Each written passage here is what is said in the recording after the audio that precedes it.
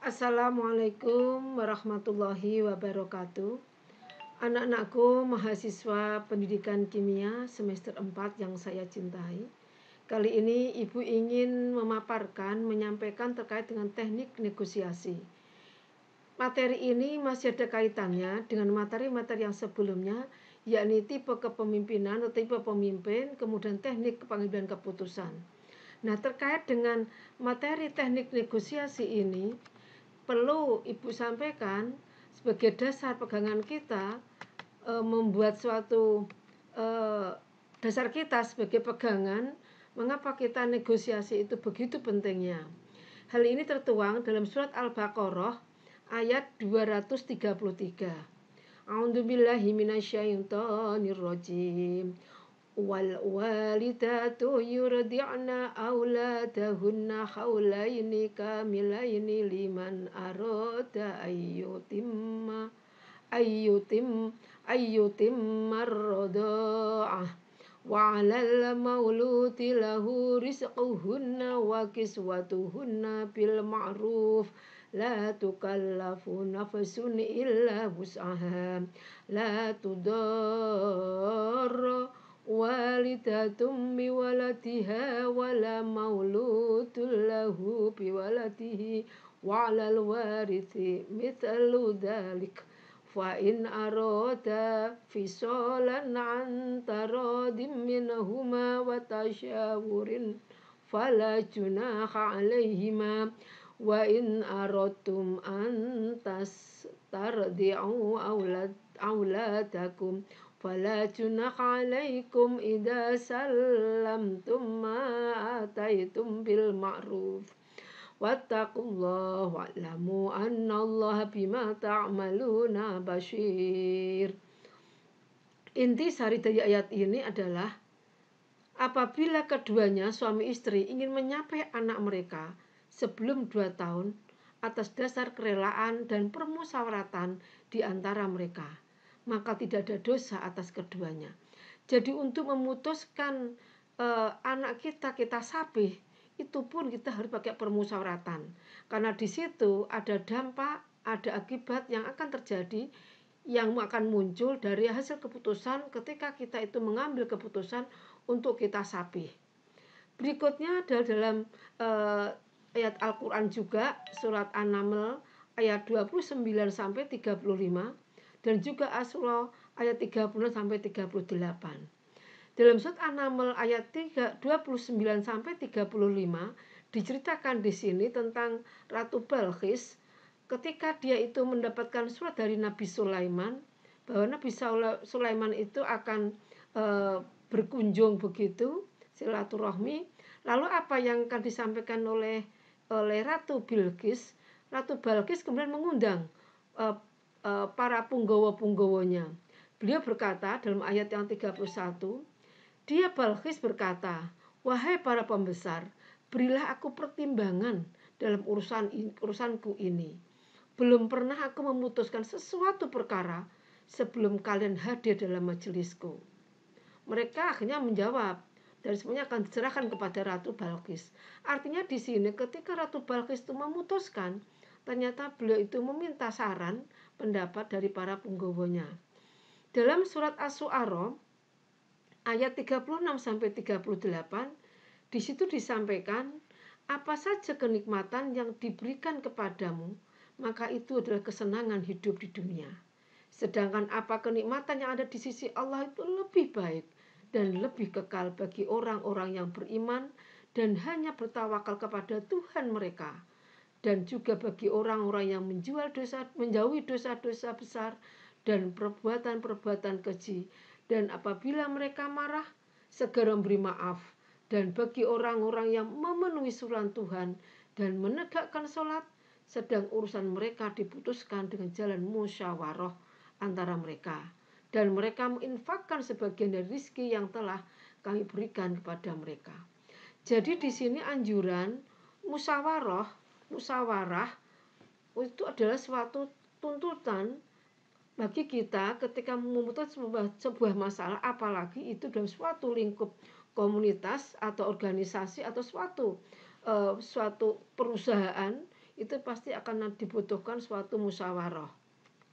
Nah, dari dasar tadi yang saya sampaikan di atas, dapat kita tarik beberapa pengertian dari negosiasi. Negosiasi itu berasal dari bahasa Inggris, negotiation, artinya perundingan. Perundingan dapat juga diartikan sebagai musyawarah untuk mufakat. Negosiasi merupakan suatu usaha untuk membangun kerjasama antara beberapa pihak dengan maksud mencapai keputusan atas penyelesaian masalah. Jadi di sini ada beberapa kata kunci yang bisa kita petik, yakni ada kata-kata mufakat, ada kata-kata beberapa pihak dalam rangka membangun kerjasama dan untuk mencapai sebuah keputusan untuk menyelesaikan sebuah persoalan. Negosiasi dapat diartikan sebagai suatu langkah untuk membangun kesepahaman terhadap suatu permasalahan. Baik tersebut melakukan negosiasi untuk mendatangkan keuntungan bersama dengan jalan persuasif, bukan dengan jalan represif atau intimidasi. Jadi win-win solution yang ada di sini. Negosiasi menurut Kamus Bahasa Indonesia, Kamus Besar Bahasa Indonesia, merupakan proses tawar-menawar dengan jalan berunding untuk memberi atau menerima guna mencapai kesepakatan bersama antara satu pihak dengan pihak yang lain. Nah, berdasarkan pendapat-pendapat di atas, dapat kita simpulkan bahwa negosiasi itu merupakan suatu cara yang ditempuh oleh kedua belah pihak. Untuk apa? Untuk menyelesaikan sebuah masalah. Dengan apa? Dengan cara bertukar pikiran, berdiskusi melalui suatu media, mencapai dalam bentuk musyawarah untuk mencapai mufakat. Ini adalah pengertian negosiasi. Nah, ciri negosiasi berdasarkan penjelasan di bawah, maka di sini adalah satu, membangun kerjasama antar beberapa pihak. Jadi negosiasi bisa dilakukan beberapa pihak karena dalam rangka untuk pengembangan suatu usaha.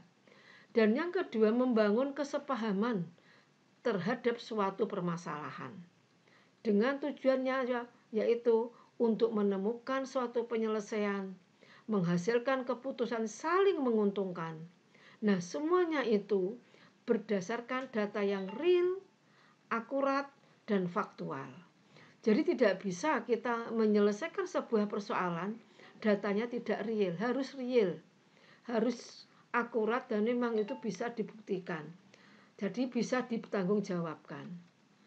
Nah, berdasarkan pemaparan di atas, maka tujuan negosiasi adalah mencapai kesepakatan yang memiliki kesamaan persepsi, saling pengertian, dan persetujuan. Jadi ketika kita mau melakukan negosiasi, tentu kita itu memilih sasaran yang kita tuju siapa. Kemudian tentu kita bernegosiasi pun kita akan sudah punya prediksi. Kira-kira adalah bahwa yang akan kita tuju itu memiliki kesamaan persepsi, pengertiannya dan persetujuan yang kira-kira itu bisa kita prediksi. Yang berikutnya adalah mencapai penyelesaian atau jalan keluar dari masalah yang dihadapi secara bersama. Jadi kalau di sini berarti, dan yang berikutnya adalah mencari kondisi saling menguntungkan dan tidak ada yang dirugikan, sehingga di sini ada win-win solution. Jadi di sini akan muncul timbal balik, tidak ada yang dirugikan, semuanya saling menguntungkan, saling diuntungkan. Yang satu mungkin mempunyai kelebihan yang bidang X, maka yang satunya lagi mitra akan memiliki kekurangan di bidang Y.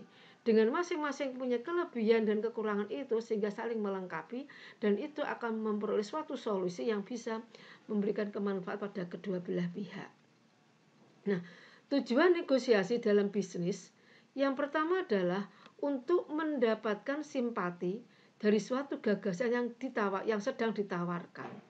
Jadi kita tetap akan menawarkan apa yang akan kita tawarkan untuk kita cari solusi penyelesaiannya dengan pihak yang mitra yang kita tuju. Yang kedua, menjual produk atau gagasan, mempelajari tawaran klien atau seseorang, menawarkan suatu solusi permasalahan dan menyelesaikan suatu masalah.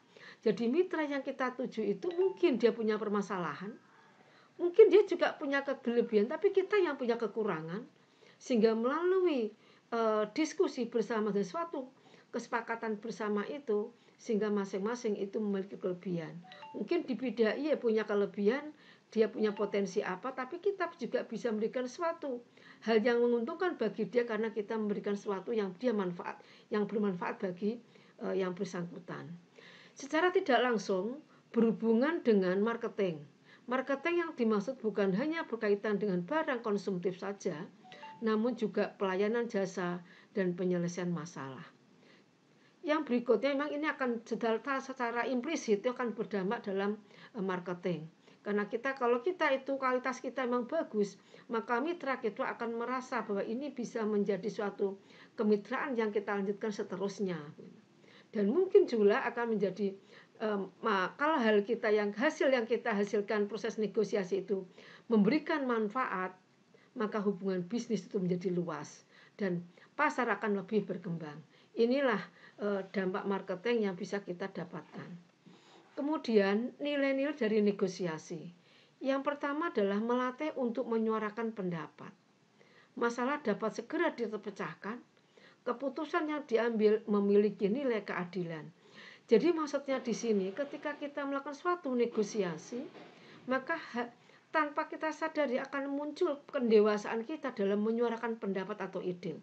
Karena sering kita melakukan negosiasi, maka akan berkembang kemampuan kita, keterampilan kita dalam mencari ide, pendapat, dan gagasan. Demikian pula kita akan punya gambaran bagaimana cara memecahkan masalahnya. Dan keputusan diambil pun juga akan berdampak nilai keadilan. Tentu tidak akan mungkin terjadi kalau negosiasi itu hanya menguntungkan sepihak. Tentu kita akan ditinggalkan oleh mitra kita, oleh yang beda sasaran kita. Sehingga nilai keadilan di sini bahwa apa yang keputusan diambil itu yang menguntungkan pada pihak X juga menguntungkan pada pihak kita sendiri. Nah, hasil keputusan yang diambil dapat menguntungkan semua pihak, dapat menyatukan pendapat yang berbeda. Disinilah karena masing-masing itu punya pengalaman, punya wawasan, punya teori, sehingga akan muncul saling melengkapi. Ketika menyampaikan, seseorang itu akan menangkap, oh ini bagus, sehingga ini bisa kita tangkap untuk pengembangan dan peningkatan diri. Dan adanya kebersamaan, sama-sama itu tujuan goalnya adalah untuk mendapatkan suatu kemanfaatan bersama, maka tentu yang muncul adalah kebersamaan. Dapat mengambil kesimpulan yang benar, mencari kebenaran dan menjaga diri dari kekeliruan, menghindari celaan dan menciptakan stabilitas emosi. Tentu hal-hal ini akan kita dapatkan ketika kita itu semakin sering kita itu melakukan negosiasi, maka pengalaman kita, cara pandang kita, kemudian ide-ide kita, solusi yang bisa kita gunakan untuk mengatasi masalah itu akan semakin banyak. Khasanah yang kita miliki semakin luas, sehingga itu akan menjadikan kita semakin pandai, ngerti ketika kita itu melihat ada masalah seperti ini, maka solusinya kira-kira seperti ini. Itu karena apa? Berdasarkan pengalaman-pengalaman yang sebelumnya. Nah, prinsip negosiasi adalah transparansi, yakni apa? Kejujuran. Tanpa kejujuran saya yakin orang akan meninggalkan kita, karena jujur itu adalah 100%. Yang berikutnya adalah akuntabilitas, sehingga dapat dipertanggungjawabkan. Apa yang kita sampaikan, apa yang kita tawarkan itu bisa dipertanggungjawabkan. Sehingga seseorang yang melakukan negosiasi hendaknya sudah konsekuen dengan apa yang dikatakan dan dipertanggungjawabkan perkataannya, sehingga akan memberikan nilai tambah, yakni apa? Kepercayaan. Yang berikutnya adalah keadilan. Yang dimaksud di sini yakni pembagian porsi dalam suatu kerjasama harus adil. Tidak kemudian kita melakukan negosiasi kira-kira saya untuk apa yang saya bisa dapatkan. Ini egois. Kalau itu egois yang kita pentingkan, yang kita dahulukan, saya yakin itu akan menghambat kinerja kita, menghambat hasil usaha kita, dan itu akan berdampak pada nilai produk, yakni apa? Mungkin kualitas usaha kita itu akan dilihat orang lain dan dinilai orang lain, dan itu bisa menurunkan citra kita. Yang berikutnya saling menghargai dan menghormati. Ini bertujuan untuk membina hubungan baik dengan partner. Sikap saling menghargai dan menghormati hendaknya juga ditujukan ketika melakukan negosiasi. Menghargai yang menyampaikan pendapat, juga mendengarkan dan menghargai dan menghormati siapa yang menyampaikan. Tidak ada satu siapa yang menyampaikan atau tidak kita pikirkan. Bahwa sesuatu itu dilihat dari kalau memang penyampaiannya bagus, maka kita akan menerimanya. Tidak, ya, ini adalah apa? Memunculkan kebersamaan. Bahwasanya semua orang itu sama, semua orang memiliki kapasitas keilmuan dan kelebihan yang tentu masing-masing beda. Tidak ada satu manusia pun di dunia ini yang dia memiliki semua kelebihan. Dan tidak ada manusia di dunia ini yang hanya memiliki kekurangan saja. Karena Allah menciptakan keduanya dalam suatu keseimbangan dalam diri manusia.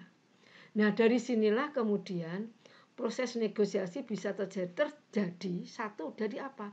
Ada pihak yang memiliki program atau pihak pertama yang ingin menyampaikan maksud kalimat dengan apa? Dengan cara yang santun, jelas, dan terperinci. Kemudian ada pihak mitra yang akan kita ajak untuk kemitraan, di mana menyanggah mitra bicara dengan cara yang santun dan tetap menghargai pada pihak yang pertama. Yang berikutnya, yang ketiga, ada pemilik program. Dengan program inilah kita ajukan argumentasi dengan menggunakan kalimat yang santun dan meyakinkan mitra yang kita ajak bicara. Nah, dari sini ada beberapa proses negosiasi yang menjadi catatan kita bersama, dan semuanya itu sudah tertuang di dalam ayat suci Al-Quran. Yang pertama adalah menerima pendapat orang lain. Ini tertuang dalam surat Al-Imran ayat 159. Yang intinya adalah, maka disebabkan rahmat dari Allah lah kamu berlaku lemah lembut terhadap mereka. Sekiranya kamu bersikap keras lagi berhati kasar, tentulah mereka menjauhkan diri dari sekelilingmu. Karena itu maafkanlah mereka, mohonkanlah ampun bagi mereka, dan bermusyawarahlah dengan mereka dalam urusan itu. Kemudian apabila kamu telah membulatkan tekad, maka bertawakal ala Allah. Nah, di sini ada 3 hal secara berurutan yang untuk dilakukan adalah sebelum bermusyawarah. Yang pertama yang harus kita miliki adalah bersikap lemah lembut. Harus menghindari tutur kata yang kasar dan keras kepala. Jika tidak, maka mitra musyawarah akan pergi dan menghindar. Yang kedua, memberi maaf dan bersedia membuka diri. Kecerahan pikiran hanya dapat hadir bersama dengan sirnanya kekerasan hati serta kedengkian dan dendam. Jadi membuka diri dan senang memberi maaf. Yang ketiga, memohon ampunan Allah sebagai pengiring dalam bertekad. Dan terakhir, bertawakal Allah sebagai atas segala keputusan yang terjadi. Yang kedua adalah anjuran bermusyawarah. Ini tertuang dalam surat Asy-Syu'ara ayat 38. A'udzubillahi minasyaitonirrajim.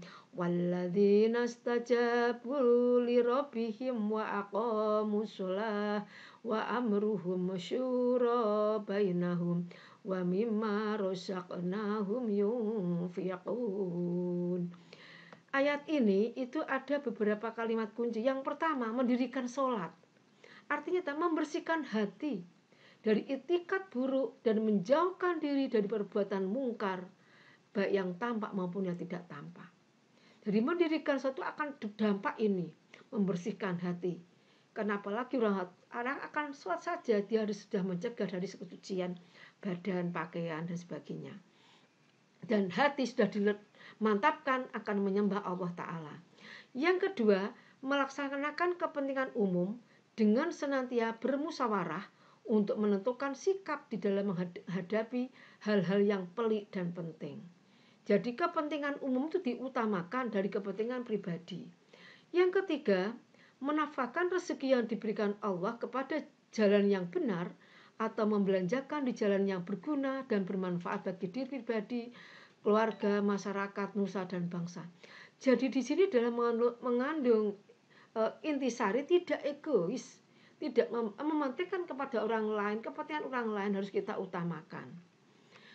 Yang ketiga adalah pentingnya berdiskusi untuk mencapai kesepakatan. Ini tertuang dalam surat Yusuf ayat 54 dan 55. Wa qala lamaliku tuni bihi astakhlisuhu li nafsi falamma kallamahu qala innakal yawma ladaina makinun amin. Qala ja'alni ala khazainil ard inni hafidun alim. Dan raja berkata, hadirkan dia Yusuf ke hadapanku, agar aku memilihnya sebagai orang yang dekat kepadaku. Ketika dia raja telah bercakap-cakap dengannya, dia raja berkata, sesungguhnya mulai hari ini kamu menjadi seorang yang berkedudukan tinggi dan dipercaya di lingkungan kami. Dia Yusuf berkata, jadikanlah aku sebagai bendaharawan negeri, karena sesungguhnya aku adalah orang yang pandai menjaga, lagi berpengetahuan. Jadi ketika raja itu menyampaikan sesuatu permintaan kepada Yusuf, tidak langsung serta-merta Yusuf diangkat, tapi minta pertimbangan Yusuf, mengajak Yusuf berdiskusi, kira-kira seperti apa. Dan kemudian Nabi Yusuf menyampaikan, beliau itu paham, punya passion di bidang bendaharawan. Akhirnya raja pun menerima beliau sebagai bendaharawan. Yang keempat adalah anjuran berdiskusi. Ini tertuang dalam surat An-Nahl ayat 125. Ud'u ila sabili rabbika bil hikmati wal mau'izatil hasanati wajadilhum billati hiya ahsan. Inna rabbaka huwa a'lamu biman dhalla an sabilihi wa huwa a'lamu bil muhtadin. Ayat ini itu mengandung beberapa pengertian. Yang pertama adalah menyeru, menyampaikan dengan hikmah dan pelajaran perkataan yang baik dan benar, dan membedakan antara yang baik dengan yang batil, disertai argumentasi yang baik pula. Jadi yang memberikan hikmah. Yang kedua, berdialoglah atau berdiskusilah dengan kepala dingin, bijaksana, penuh hati-hati. Ali bin Abi Thalib pernah memberikan nasihat, lihatlah apa yang dikatakan dan jangan melihat siapa yang mengatakan. Nah, ini penting untuk bagi contoh kita bersama. Yang ketiga, Allah Maha mengetahui orang yang tersesat dari jalannya. Demikian pula Allah Subhanahu wa Ta'ala lebih mengetahui orang-orang yang mendapat petunjuk. Oleh karena itu, hendaknya kita senantiasa harus berprasangka terhadap siapa saja ketika berdiskusi. Hal ini mengindikasikan kita tidak boleh melihat siapa yang berbicara, tapi semua apa yang dikatakan kita dengarkan, meskipun orang itu dari segi status sosial kalau itu memang dia di bawah, tapi karena apa yang disampaikan itu baik dan benar menurut kita, bisa kita logikakan dan alasannya itu masuk akal, maka tidak ada alasan kita itu bisa menolaknya. Kemudian hal-hal yang harus diperhatikan dalam negosiasi, pendapat tadi dari kesimpulan saya menyampaikan di awal bahwa kita petik, yang pertama adalah pendapat yang disampaikan itu lancar, jelas, sopan, bertujuan agar tidak terjadi kesalahan dalam memahami pendapat yang disampaikan. Yang kedua, pendapat yang disampaikan disertai alasan, fakta atau contoh yang jelas. Hal ini bertujuan agar apa yang disampaikan berdasarkan pada alasan yang dapat diterima secara rasional dan benar adanya. Yang ketiga, menyampaikan pendapat dan intonasi dan suara yang keras. Agar apa? Agar mudah dipahami oleh orang lain. Penyampaian yang tidak jelas, maka itu bisa menghasilkan penafsiran yang berbeda. Yang keempat, kejelasan dalam menyampaikan pendapat disampaikan dengan jelas. Yang kelima, ada beberapa objek yang dinegosiasikan oleh kedua belah pihak. Apakah itu produk? Apakah itu gagasan?